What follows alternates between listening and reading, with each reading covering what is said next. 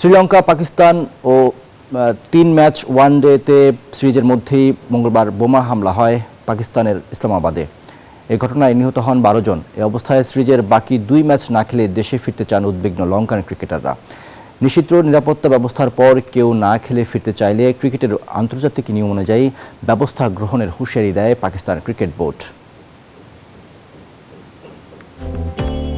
দীর্ঘদিন পর দ্বিপাক্ষিক সিরিজ খেলতে পাকিস্তান যায় শ্রীলঙ্কা। তবে 2009 সালের পর আবারও নিরাপত্তাহীনতায় ভুগছে সফরকারীরা। মঙ্গলবার ইসলামাবাদে বোমা হামলার পর থেকেই আতঙ্কিত লঙ্কান শিবির। সিরিজের মাঝপথেই দেশে ফেরার ইচ্ছা জানায় তারা।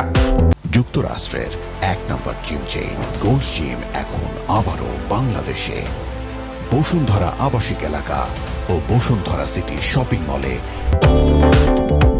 হামলার পরপরই Pakistan cricket board chairman Mohsin Naqvi Sri Lankan high কমিশনারের সঙ্গে সাক্ষাৎ করেন, যেখানে উপস্থিত ছিলেন 2 দলের ম্যানেজার ও শীর্ষ কর্মকর্তারা।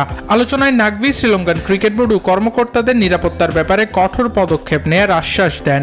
এরপরও কেউ না খেলতে চাইলে ক্রিকেটের নিয়ম অনুযায়ী ব্যবস্থা নেয়ার হুঁশিয়ারি দিয়েছে পাকিস্তান ক্রিকেট বোর্ড। এই প্রেক্ষাপটে শ্রীলঙ্কান ক্রিকেট বোর্ড তাদের অফিসিয়াল ওয়েবসাইটে এক বিবৃতি দিয়ে সব খেলোয়াড় ও টিম ম্যানেজমেন্টকে নির্ধারিত সময় অনুযায়ী সফর চালিয়ে যাওয়ার নির্দেশনা দিয়েছেন। তবে কেউ যদি এই নির্দেশ অমান্য করে শ্রীলঙ্কায় ফিরে যাওয়ার সিদ্ধান্ত নেন, তাহলে সফর নির্বিঘ্ন রাখতে তাদের পরিবর্তের সঙ্গে সঙ্গে বিকল্প খেলোয়াড় পাঠানোর নির্দেশনাও দেয়া হয় সেখানে। এখন দেখার বিষয় শেষ পর্যন্ত পাকিস্তান শ্রীলঙ্কা ওয়ানডে ম্যাচটি মাঠে গড়ায় কিনা। আবরার আল দাইয়ান, নিউজ 24।